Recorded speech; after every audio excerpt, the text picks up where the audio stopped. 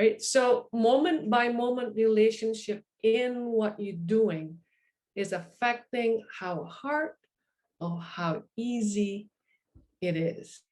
The limitations or the wall we put, right? It's because sometimes our brain is so linear. We said, okay, in order for me from here to here, this is the road I'm gonna take, right? It's just go straight to the left, 10 steps that way.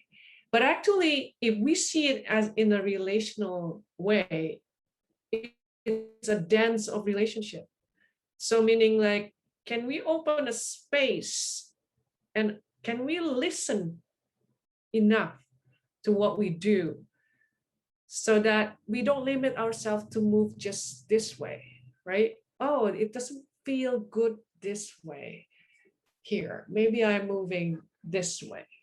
Maybe I move back one step and then feel it again and then move instead of going straight forward, going around it. And that's life, because when people feel, say, I'm stuck, it's a mental thing. Because if you're in a room, even a small room, you always have a chance to move to different directions. And human is very different than animal, meaning that because our straight back, our ways of having 2 feet and then being tall and can stand up with the gravity, we have from one point we can move in any direction at the same time.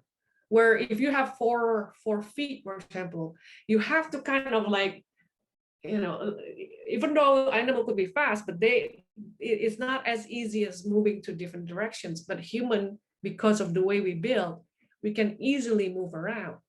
So can we dance in our relationship with the thing that we want to do, right? So that's the idea, and that's also the language that Corey mentioned. Is like, instead of saying this, can I say it different way? Because that's part of the dance move in order to get into what it is.